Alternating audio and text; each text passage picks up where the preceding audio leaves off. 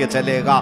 آج میں آپ سے یہی کہنا چاہتا ہوں، تم تو کمپرومائز کر لیتے ہو، لوگوں کو دیکھ کر تمہاری ٹوپیاں چھپ گئیں، تمہاری داڑیاں ختم ہو گئی، تم سیکولر بننے کی کوشش کرتے رہ گئے، تمہیں ایسا لگا کہ میں رکھ لوں گا تو لوگ مجھے تانا دیں گے، لوگ مجھے ملا جی کہیں گے، لوگ مجھے دقیانوسی کہیں گے، یہ پرانا آدمی ہو گیا، مولانا لوگوں کے ساتھ ہو گیا۔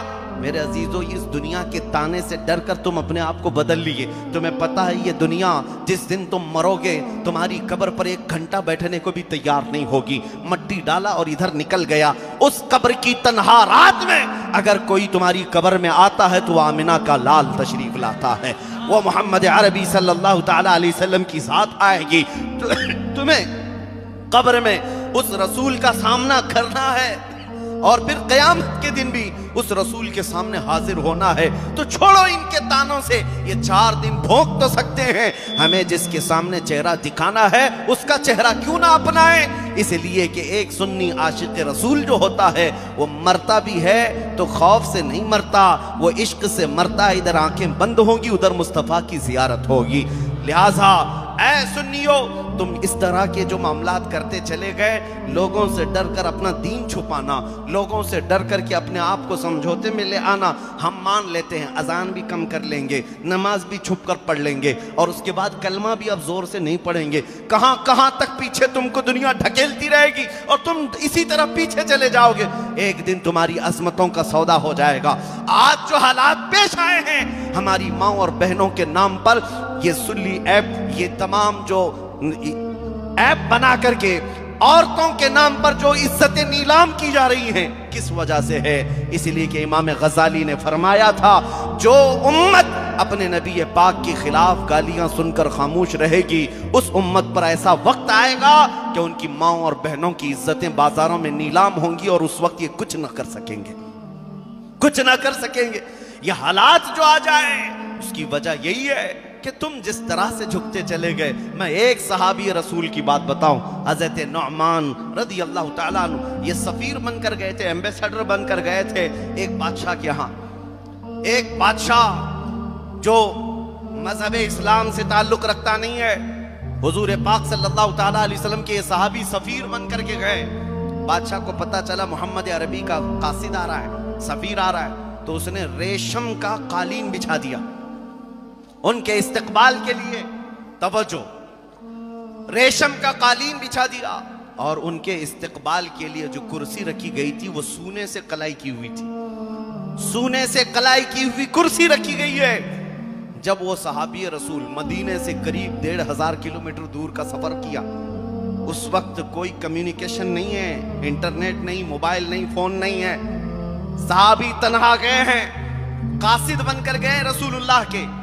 جب اس بادشاہ کے پاس گئے تو دیکھا ریشم کا قالین بچھا ہوا ہے، آپ نے پاؤں سے ٹھکرا دیا اور کہا اس قالین کو ہٹاؤ، میں زمین پر چل کر آتا ہوں۔ بادشاہ کے اس قالین کو ٹھکرا دیا، اور پھر جب کرسی پر بیٹھنے کی بات آئی، سونے سے کلائی کی ہوئی کرسی تھی، انہوں نے دیکھا، اس کے بعد اس کو بھی گرا دیا اور کہا مجھے عام جو کرسی ہوتی وہی دو۔ بادشاہ نے پوچھا اتنا ایٹیٹیوڈ، اتنا گھمنڈ کس بات کا ہے آپ کو؟ آپ نے میرا بچھایا ہوا کارپیٹ ہٹا دیا، قالین ہٹا دیا، ہماری لگائی ہوئی کرسی کو ہٹا دیا۔ اس صحابی رسول نے جواب دیا، بادشاہ بات در حقیقت یہ ہے، میں مسلمان غلام مصطفیٰ ہوں، میرے نبی پاک کی شریعت میں مرد کے لیے ریشم بھی حرام ہے، سونا بھی حرام ہے۔ ریشم کا تو نے قالین بچھایا، اگر اس کی بجائے کوئی دوسری ہوتی تو میں نہیں منع کرتا، کرسی پر اگر سونا نہ ہوتا تو میں منع نہیں کرتا، تم نے جو حرام چیز وہاں رکھی تھی ہم نے اس کو ٹکرا دیا۔ میں پوچھتا ہوں اے نوجوانوں، وہ تو مدینے سے بہت دور تھے، ان کا ریسپیکٹ ہو رہا تھا، ان کی عزت ہو رہی تھی، بادشاہ کے دربار میں سارا لے لیتے، کون دیکھ رہا ہے؟ نہیں، اس صحابی کا ایمان یہ تھا، میں اس رسول کا غلام ہوں جو مدینے میں بیٹھ کر کے بھی میرے حالات کو مشاہدہ کر رہا ہے۔ انہوں نے خیانت نہیں کی، جس دور دراز علاقے میں بھی گئے وہاں میرے مصطفیٰ کی امانتوں کو لے کر کے گئے۔ آج ہمارا کیا حال ہے؟ یہاں کسی کو تھوڑا بہت مقام مل جائے اور اونچا پد مل جائے تو یہ تو پوجا پاٹ بھی شروع کر لیتا ہے، سب کچھ ختم ہو گیا۔ تمہیں یہ احساس نہیں ہوتا کہ اللہ کے رسول تمہیں دیکھ رہے؟ عزیزان گرامی وقار، دین اسلام کو ہر جگہ سینے سے لگا کر رکھو تو ہی عزت ہے، اور ادھر ادھر لوگوں کے خوشامدی میں رہو گے تو اسی طرح منافقوں کی طرح زندگی ہوگی۔ عزت پانا ہے تو صرف مصطفیٰ کریم کی سچی نسبت سے پا سکتے ہو۔